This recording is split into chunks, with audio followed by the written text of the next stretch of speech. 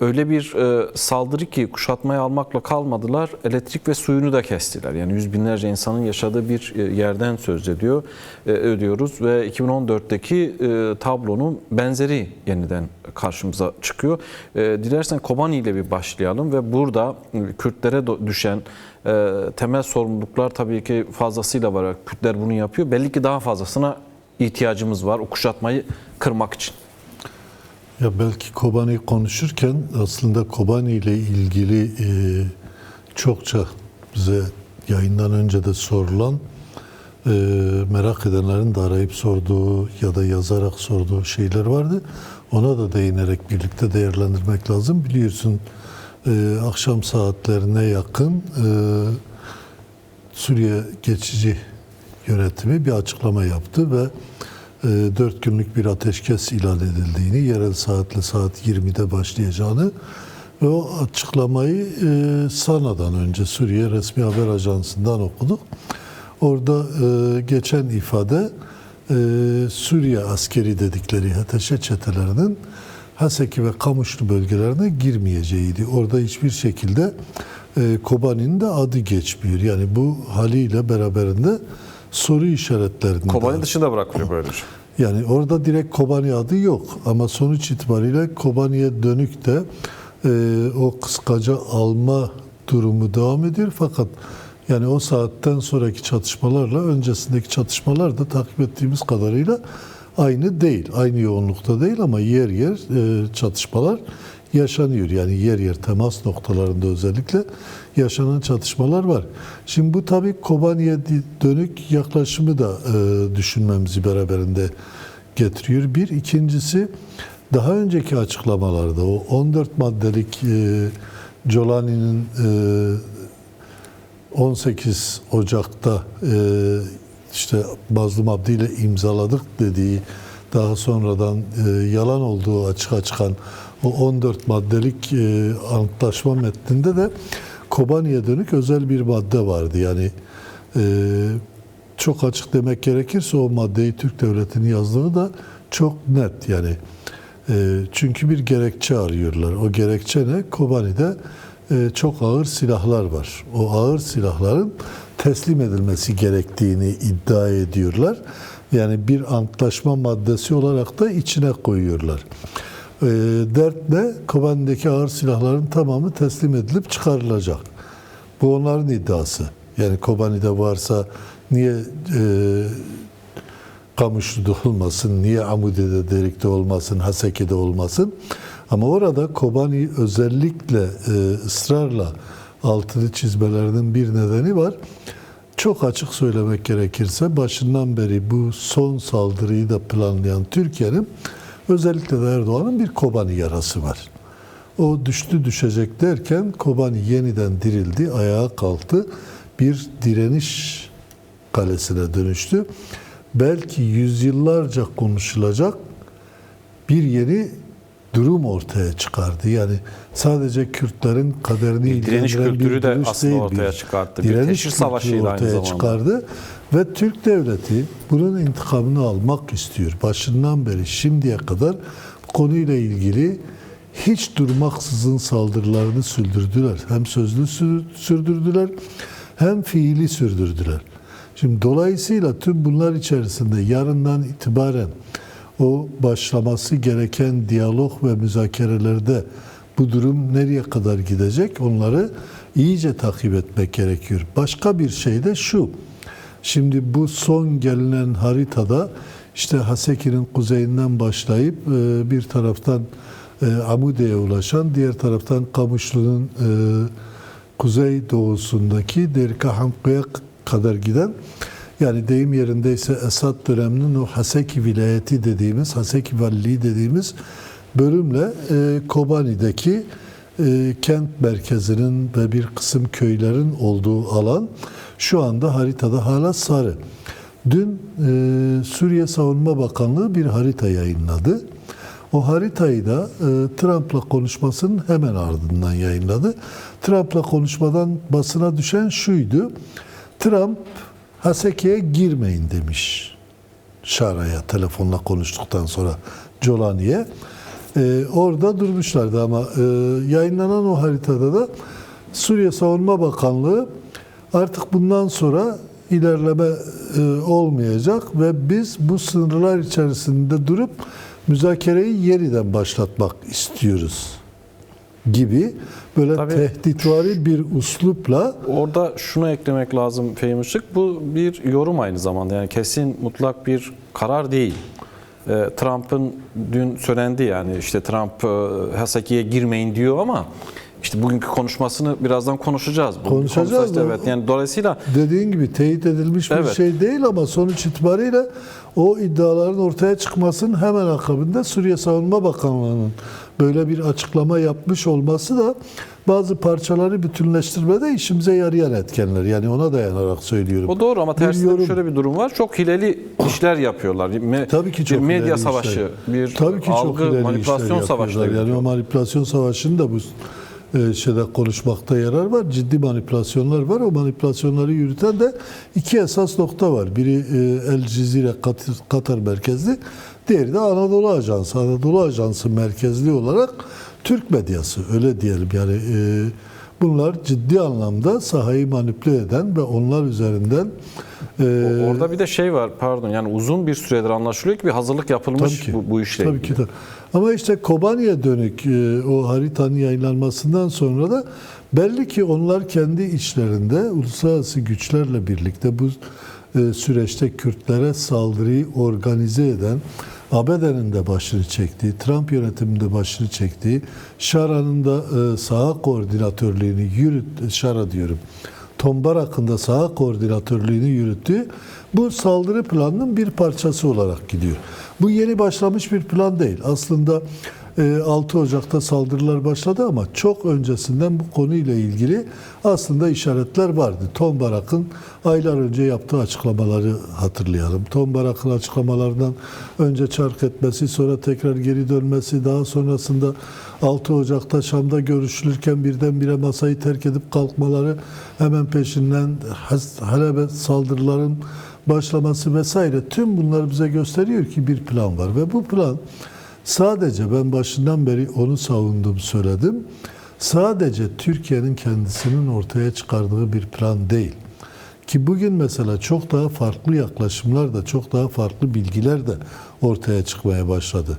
Çok güvenilir kaynaklar, Güney Kürdistan temelli kaynaklar açık bir biçimde aylar öncesinden ABD'nin hem Rojava Özerk yönetimine hem Güney Kürdistan yönetimine biz Irak'taki Şii güçlere karşı, özellikle de Haçlı Şabi'ye karşı bir savaşı birlikte yürütelim diye öneriler götürdüğünü söylüyorlar. Hem Güney Kürdistan yönetiminin hem Rojava yönetiminin böylesi bir çatışma süreci içerisinde yer alarak batılı güçler adına, ABD adına, İsrail adına tutup, yani bunu Güney Kürdistan yönetimi de kabul etmemiş, Rojava yönetimi de kabul etmemiş ki koordinasyon içerisinde de bunu tartışmışlardır mutlaka. Böyle bir çatışma sürecine girmeyeceklerini söylemişler. Yani deyim yerindeyse kendilerine ait olmayan bir savaşın askeri konumuna düşmeyi reddetmişler. Ama aynı zamanda benzer bir tabloyu bu sefer Şara üzerinden yürütmeye başlamışlar ve Şara yönetimi çok açık bir şekilde hem Hamas ve Hizbullah'a karşı hem de Haçlı Şabi'ye karşı böylesi bir sürecin içerisinde yer alabileceğini ifade etmiş. Bunu nereden anlıyoruz kabul ettiğini? Çünkü bu çatışmaların başladığı günden itibaren Irak'la Suriye'nin sınır olduğu tüm bölgelere Irak hükümeti çok yoğun asker yığdı. Yani ciddi güvenlik önlemleri aldı.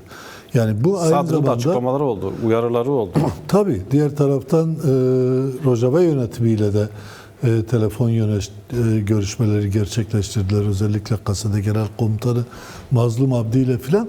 Yani belli ki İran'ı da kıskaca almayı hedefleyen, işte diğer taraftan İsrail'in güvenliğini tam olarak sağlayıp İsrail'in çıkarlarına uygun adımların geçici Suriye yönetimi tarafından atılmasını sağlayan tüm plan ve yaklaşımları sergilemişler işte. Trump'ın da açıklamalarını konuşursak orada da bunlar çok açık bir biçimde kendini ifade ediyor. Bir virgül konuşmana bu çok önemli bir nokta. Yani esas nasıl bir planla karşı karşıya olduğumuz, Kürtlerin, bütün Kürdistan'ın, yani gelen Kürt siyasetçilerden gelen açıklamalar da o. Yani bütün bu saldırılar aslında Kürdistan'ın tamamına yönelik. Şimdi gençlerin Dresden'de, tabii Almanya'nın sınır kenti Çek Cumhuriyeti'nin eylemleri bu şekilde, verdikleri mesaj da önemli. Yani bütün topluma, Kürt gençlerine mesaj veriyorlar. Neredeyse her tarafta aslında nöbet eylemleri var, çadır eylemleri var, kesintisiz eylemlerin olduğu yerler var. Düzenli olarak protestoların yapıldığı bir yer var. Aslında bugün baktığımızda Avrupa'ya insanlar sel olup baktı. Yani parti, ideoloji, görüş, kent, parça farkı gözetmeden insanlar birleşti, tek yürek oldu ve sokaklara çıktılar. Bu halen de devam ediyor. Önümüzdeki günlerde de devam edecek. Yani bu saldırılar sürdüğü sürece bunun devam edeceği bize gösteriyor. Bir yorumlayabilir misin? Yani bu tablonun bu şekilde oluşması Kürtleri nereye taşıyacak eğer daha da gelişirse bunlar, bu saldırılar karşısında? Şimdi izleyicilerimize iki görüntüyle seslendik. İlk görüntü Süleymaniye'den yola çıkan Lokomani Parast'ın kendimizi korumak, kendimizi savunmak adlı Yeneke'ye bağlı ama esas itibariyle Güney Kürdistan bölge yönetiminin sorumluluğunda olan bir özel anti terör timi onlar. Yani özel eğitilmiş anti terör timi. Hatırlarsan onların karargahı da yaklaşık 1,5 yıl önce bombalanmıştı Türk SİHA'ları tarafından. O bölgede özel eğitim alanları PKK ile işbirliği içerisindeler diye Türk devletinin öyle de bir iddiası vardı. Buna dönük Süleymaniye'yi de kapatmışlardı, bombalamışlardı. O özel anti terör birliklerinin gelip savaşın en yoğun olduğu yere, Haseki'ye, yani sonuç itibariyle en risk altındaki bölgeye gelip yerleşmeleri çok çok önemli. Yani sonuç itibariyle bu güçlü bir mesajdır. Bir diğeri yine Kürdistan'ın güneyinden çok yoğun bir geçiş oldu. Bugün gün içerisinde onu gördük. Şimdi diğer taraftan da işte Avrupa'nın en uç tarafından, Dresden'den arkadaşlarımız bir çadır nöbetiyle, gençlerimiz bir çadır nöbetiyle bu sürece destek veriyorlar ve hedeflerini de çok açık koyuyorlar. Yani orada sürdürülen direnişe moral verebilmek. Bazen deniyor ya bu Avrupa'dakilerin yapacakları ne olabilir? Çok şey olabilir. Kesinlikle. Bak, bugün evet. ben Avrupa'yı pek bilmem, 8-10 yıldır buralardayım ama sonuç itibariyle hep gazetecilik yapıp bir de masa başı gazeteciliğine de dönüş yaptığımız için, saha gazeteciliği pek kalmadığı için Avrupa'da nerede ne kadar insan yaşar, ne kadar Kürt yaşar ama mesela Dresden gibi, farklı yerler gibi çok küçük kentlerde bile, yani çok fazla Kürt'ün yaşamadığı kentlerde bile aralarında Kürt olmayanların da bulunduğu çok büyük toplulukların alanlara çıktığını arkadaşlar söyledi. Yani bazı yerlerde şaşırıyorlardı. Bir basın açıklaması yapıldığında ya da bir eylem, etkinlik yapıldığında 100-150 kişinin geldiği yerlerde en az 10 bin, 12 bin, 15 bin insanın toplandığını söylüyorlar. Şimdi bunları ne için söylüyorum? Bu sürecin ortaya çıkardığı, bu saldırı sürecinin ortaya çıkardığı ruhla ilgili söylüyorum. Mesela yıllardır sen de ben de herkes de bilir, bu mücadelenin içerisinde yer alan gazetecileriz. Tüm provokasyonlara rağmen, tüm çabalara rağmen asıl itibariyle o halklar arasındaki duvarın yıkılmaması, bir anlamıyla o halklar arası savaşın ortaya çıkmaması için sürdürülen çok büyük çabalar vardı. Özellikle Kürt Özgürlük Hareketi tarafından bu konuyla ilgili çok net politikalar belirlendi. Yani hatırlatmakta yarar var. Bazı şehir merkezli eylemler yapıldı askeri noktalara ya da polis noktalarda. Ama öyle oldu ki siviller zarar görmesin, siviller bundan etkilenmesin diye canlarını feda edenler sadece askeri noktanın içerisinde bu eylemleri de gerçekleştirdiler. Yani sansasyon yaratmak isteseydiler ya da çok ölümlü eylemler yapmak isteseydiler o organizasyonla daha az zarar görebilecekleri alanlarda çok daha fazla ölümlü eylemler de yapabilirlerdi.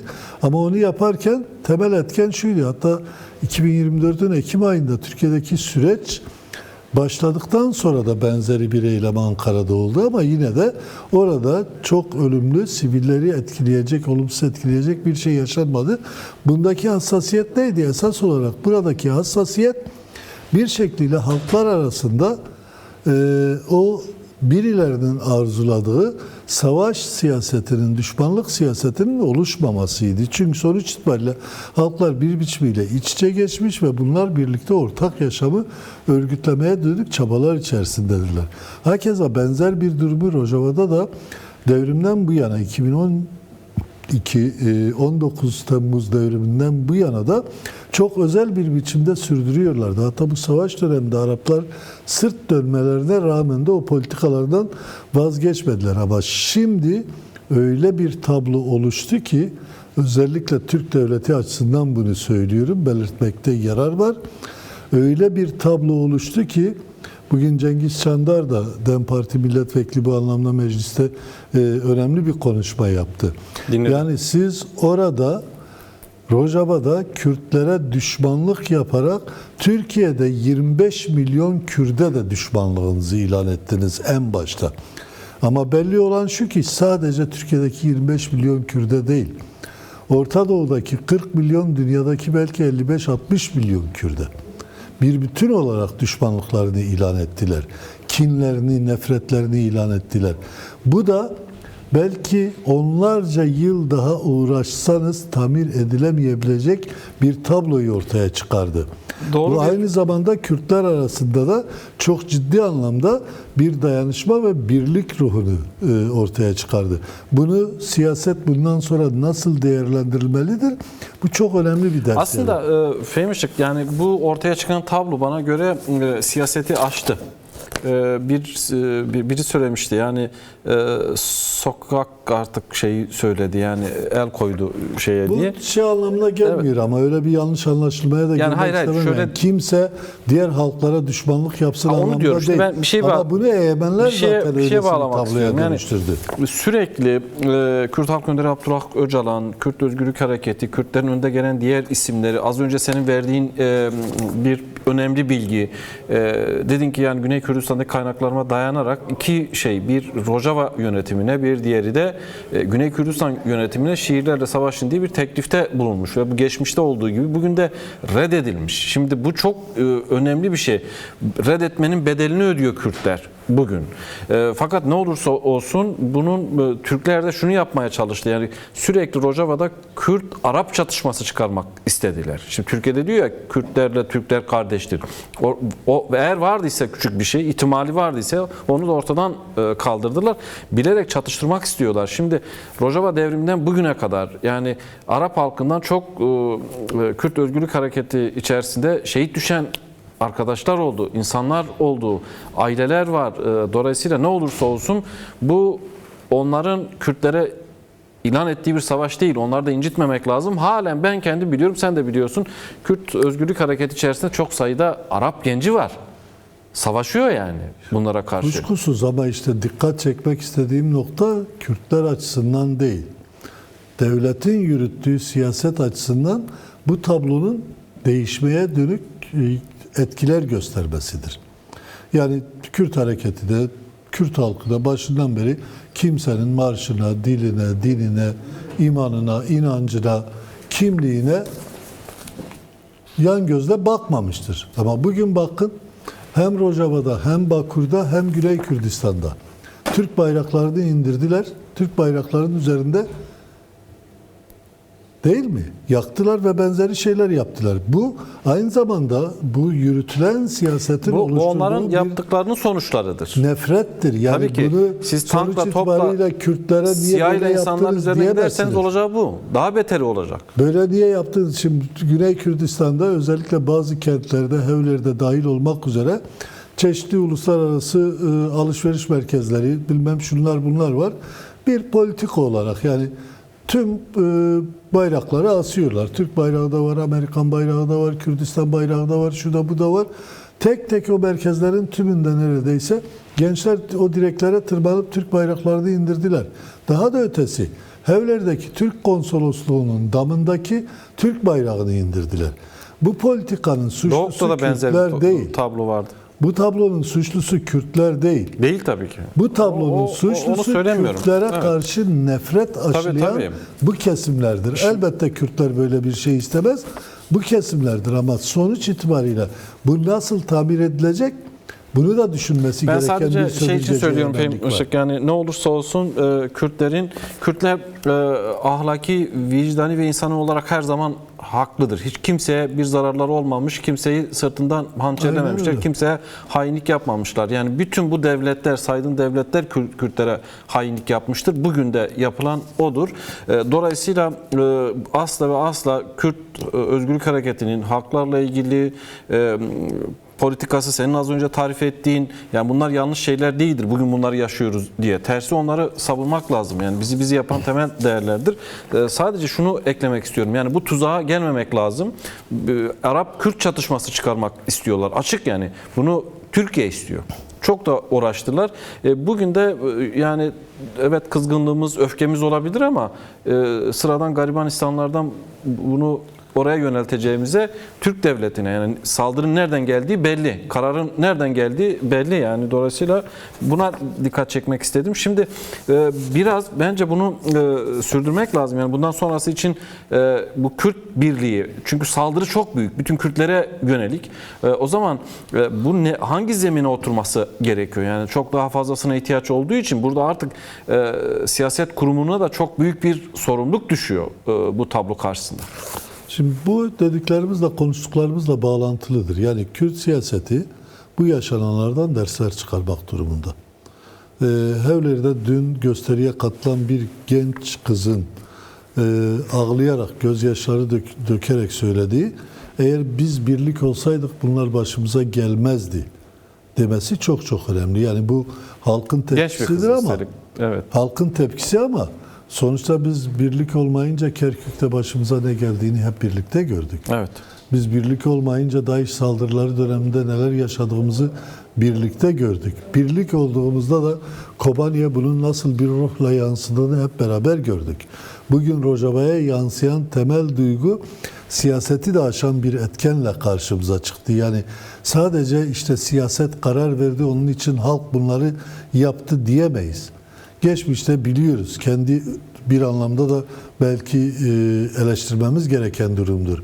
Ya Kürtlerin farklı renkleri var, farklı flamalarla çıkarlardı alanlara, etkinliklere, değil mi? O flamalar yüzünden, o bayraklar yüzünden Kürt gençleri bazen birbirlerine girerlerdi. Yani kavga dövüş giderdi ama bugün çok iyi bir şey oldu. Bütün bunlar aşıldı, geride kaldı. Ama bugün baktığımızda her rengin flaması vardı, her yerde vardı. Ve Olsun. Hiçbirinde bir zararı yok. Tam hiçbir tersi. şekilde bir farklılık olarak algılanmadı. Tam aksine bir zenginlik olarak hep birlikte aynı sloganlar etrafında Rojava ile dayanışma içerisinde bütünleştiler. Şimdi siyaset bundan sonuç çıkarmalı. Ama diğer taraftan da devlet de ne yaparsak yapalım sonuç itibariyle biz bu coğrafyada bu halklarla birlikte yaşıyoruz. İşte güneyimizde Araplar var, doğumuzda bilmem Farslar var, kuzeyimizde ve batımızda da Türkler var. Yani böyle bir cenderenin içerisindeyiz ve çok sayıda insan da demografik değişimler nedeniyle göç etmek ve o halklarla iç içe yaşamak zorunda kalmışlar. Şam'da da Kürt var, Halep'te de Kürt var, işgal altında olan bölgelerde de hala Kürt var. Tahran'da da Kürt var, bilmem Bağdat'ta da Kürt var, bilmem İstanbul'da, Manisa'da, İzmir'de, Ankara'da da Kürt var. Dolayısıyla böyle bir tablodan özellikle Türk devleti de sonuç çıkarmalı. Yani Orta Doğu'da, İran'da, Irak'ta, Suriye'de Kürt politikası her şeye rağmen Türk devleti gibi red inkar temelinde değildi. Kürtler vardır ama bize biat ettiği sürece biz Kürtlerin varlığından hiçbir hoşnutsuzluk duymayız derlerdi. Yani Saddam da böyle derdi. Saddam döneminde Kürdistan parlamentosu vardı. İran'da Rojava Kürdistan'da şu anda bir Kürdistan eyaleti var. Kürtçe her yerde okutuluyor, görülüyor. Rojava bizim defalarca gidip geldiğimiz, yaşadığımız, gördüğümüz yerler. Ya Rojava'da yani yasak olmasına rağmen Kürtçe dergiler, şunlar bunlar, edebiyat, kültür, sanat basılırdı, yapılırdı, edilirdi ve bunlar bir engelle karşılaşmazdı. Türkiye'de Kürtler varlıklarıyla birlikte inkar edilirlerdi. Şimdi o politikadan sözüm ona geri adım attıklarını söylüyorlar ama diğer taraftan da Kürtlerle eşit olma, onlarla özgür, demokratik bir ortamda birlikte yaşama noktasında hala en katı, en sömürgeci politikaları sürdürmekte, katliamcı politikaları sürdürmekte ısrar ediyorlar. Bu ila nihaya böyle gitmez. Onlarca yıldır özellikle son 50 yılı baz alarak söylüyorum. Öncesine gidersek Cumhuriyet'ten bu yana tüm katliamlara rağmen Kürtleri yok edemediler. Bırakın onu, yani daha basit bir anlatımla söyleyeyim ya. Tüm dünyayı arkasına alan İsrail 3 milyon Filistinliyi 70-80 yıldır yok etmeye dönük çaba içerisindedir. Filistinliler direnince yok edebildiler mi? Politikasını savunma, eksiğini söyleme, hiç önemli değil. Yok edebildiler mi o güce rağmen, o yaklaşıma rağmen? Peki onlar onu yapamamışken siz hangi akılla 50 milyonluk bir halkı yok etmeye dönük bir adım atarsınız? Daha da ötesi, onları her yönüyle kendinize düşman edebilecek bir akılla hareket edersiniz.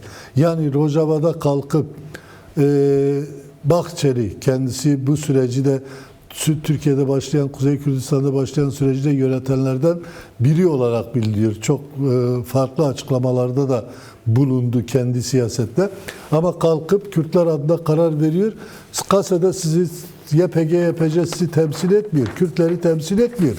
Bitirilmelidir, el an yok edilmelidir deme cesaretini kendisinde buluyor. Onu dediği zaman tutup tüm Kürt halkının oradan duygularının nasıl etkileneceğini ve bundan sonra artık Türkiye'de barış çabalarına nasıl bakacağını bilmiyorlar mı? Onlar da bu anlamda dersler çıkarmalıdır. Elbette bu sürecin Kürtler açısından da değerlendirilmesi ve çıkarılması gereken dersleri var.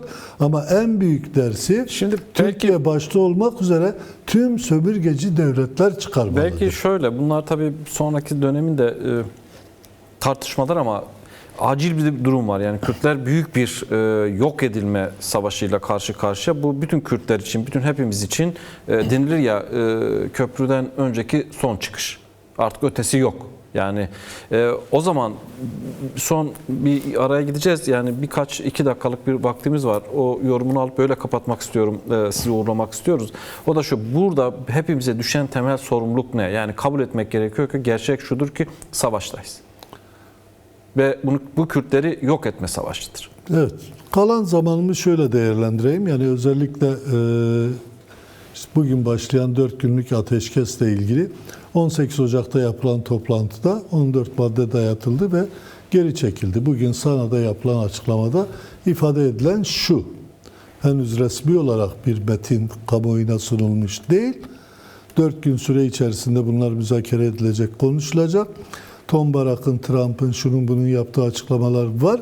Ama diğer taraftan da Mazlum Abdi'nin de açıklamaları var. Bir de yani saldırılar var. Yani saldırılar da var ama sahada tersi işler oluyor. Rojava kırmızı çizgimizdir dediği yani Kürtlerin buna bir nokta da var. Kanmaması veya bizim buna kanmamamız lazım. İşte orada Sana'da yapılan açıklamada da öncekilerden farklılık olarak şu var. Yani Haseki ve Kamışlı bölgesine girilmeyecek deniyor. Bu belli artık. Kobani'ye de giremeyecekler. Yani öyle bir şey Kobani için de olmayacak diye düşünüyorum. Emin değilim ben. Yani artık bunların hiçbir sözüne itibar olmaz. Kuşkusuz emin değiliz ama görünen tabloyu okuyarak bir şeyler söylemeye çalışıyorum. Ama bir şey daha var o açıklamada ki bu bölgeleri Kürt köylerini diyorlar. Kürt yerleşim yerleri olarak algıla.